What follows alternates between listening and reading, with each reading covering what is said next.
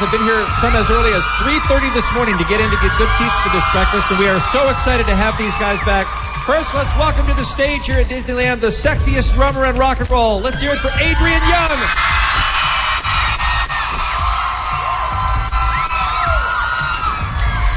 Maybe Adrian can't hear us behind the curtain there, but that was your cue. There he is. There he is. Morning. Playing bass for the band, please welcome Tony Canal. Tony, good morning. Ouch. On guitar, Tom Dumont.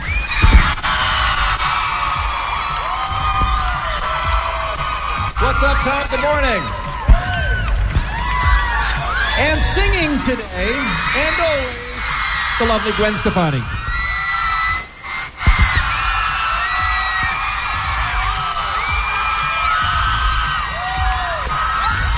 Hi.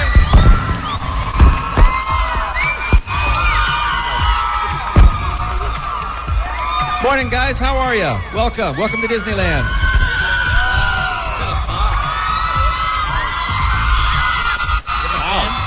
Is it always like this? I'm just looking for my mom and dad. Are my mom and dad here? Hello, Gwen's mom and dad? Oh, yeah. Can you invite them so they can have the free passes to Disneyland today? I haven't seen them in 5 weeks. I've been on tour this whole time. I miss them. How you guys doing? Adrian, how are you? What's going on, man? Wow, look at that. Hi. Good to see you. I know this is early. You guys have been out on this Rocksteady tour now, coming up on almost exactly a year, right? On tour? On tour? Has it been a year? Is it about a year? Yeah, October was when we started, I think. Damn. So, yeah. Are you pretty crispy? Are we crispy? Yeah, we're crispy. But we feel good. This is actually, this tour, the 5 weeks we've been out right now, has been probably the funnest one of the year, I think. For me personally, the show. How come? The show has just been really, really, really fun. It's just a really fun show to do. I don't know. I think it's just, I don't know what it is. What is it about this tour? It's me. It's Tony. We ought to mention, by the way, that this is a homecoming weekend for No Doubt down here because you've got 3 sold-out shows at the Long Beach Arena already. How many people are going to that, by the way? All of them. Thank you, you guys. It's because of these guys. I can't. We were in shock. They're unbelievable. And you still got some seats available for if you want to see No Doubt at the Arrowhead Pond in Anaheim. That's going to be a week from Saturday. You can still see that show with Newfound Glory and the Distillers. Especially in your hometown, it must be shocking to put 4 arena shows up on sale. And that's what I'm talking about. Yeah. Really? You weren't, but okay. Now, I hear that you did a lot of stuff differently for the stage show. What do you got, props or video, or what are you doing this time around that's different from before? It's actually mimes. No, it's actually really simple, and we basically just got some screens behind us so people can see from the back, and we're just doing our show. But we kind of have so many songs now to do that it just makes it really fun, you know, to go through all the different records and you're playing something from all of the albums, I understand. Yeah, we're doing a little bit from everything, a little bit from the old school pre-Tragic Kingdom, all the way through. I was on. Is it always like this every time you guys go someplace now? Is this the noise you just have to get used to? It's only in Anaheim. I was on NoDoubt.com yesterday, and I was seeing some of the stuff that Tom was writing back to fans from all over the world. I guess wherever you are, you're checking the messages that people are sending in. And you're at the point now where you have so many songs that people are always they're just gonna complain to whatever it is you're playing. You're not playing what they want to hear sometimes. That's right, too much stuff. I think every time I look on our little website thing, there's 35,000 questions. Oh my God. It's like, I try to read a couple hundred, and I do the best, but I don't think you're trying hard enough. Yeah, you need to be more dedicated, I think, to that. It's overwhelming. Tell me about some of these bands that you guys have been out with this year. For instance, what's it like opening for U2? What is that experience like? Yeah. That was an amazing experience because we had just finished the album, so we were already so excited. And then the whole September 11th thing happened. So that was just this whole, everybody was in this weird state of mind. So the first show that we played was opening for U2 at Madison Square Garden in New York. It was the first big concert, since September 11th. So to go see U2 is crazy enough because those songs always just make you feel all crazy inside. But at that moment, at that time, having the record done, those 2 weeks with those guys, and we got to travel on their plane. It was just totally an amazing experience, and they were so they partied with us the whole Really? time. You really yeah, hung out with them, huh? Bono would force us to go out with him. I'm like, force. I was like, no, my voice. How hard does Bono have to work to get you to go out with him? No, but I mean, like, I was like, no, I better stay in. Right. No, you got to go out. All right. So And we go out. and you guys can't keep up with an Irishman. Even, I mean, if you're out with Bono, he's going to win, right? I take offense to that. You hung? You did all right? You held your own. How about I think I can. how about the Stones? You opened some of their dates too. Yeah, that was amazing as well. The thing about those shows, they were huge. They were stadiums, so just the size alone was shocking. And but having they were really friendly as well. They came into the dressing room, they hung out with us. What about the Stones fans?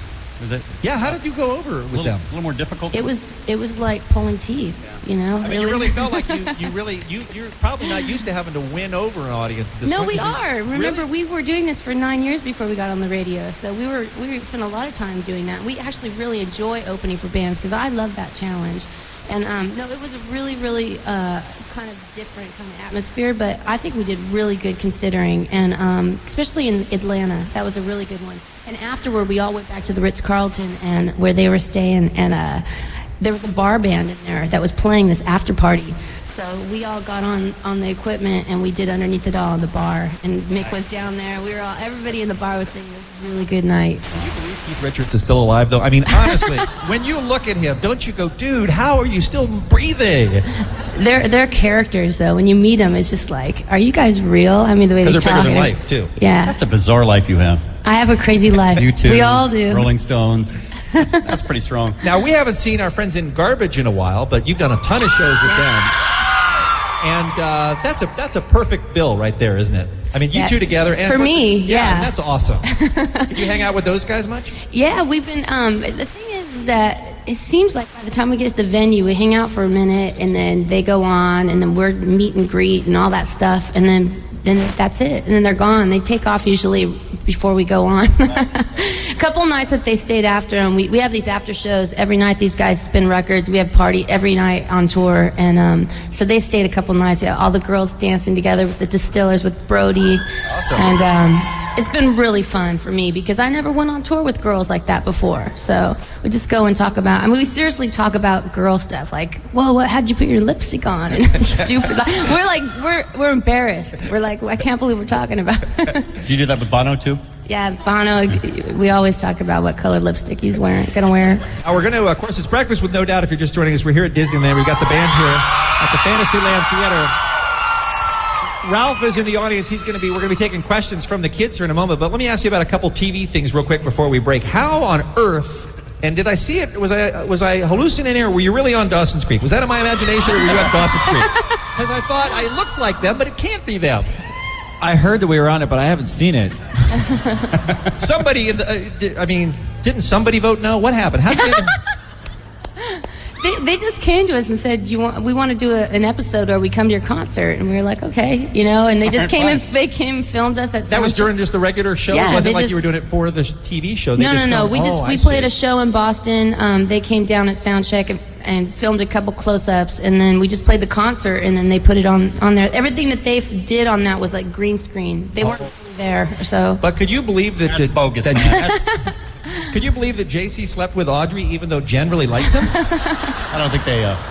And let me ask you about something that I saw a commercial for last night. Are you guys going to be on this Elvis Presley tribute concert? What's that all about?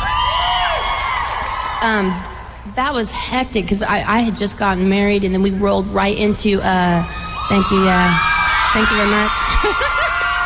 We rolled right into rehearsal for this tour. So we went into rehearsal, and I hadn't even learned the song until that day. So we had to. That's why you want to do it. We spent hours recording it. What song did you do?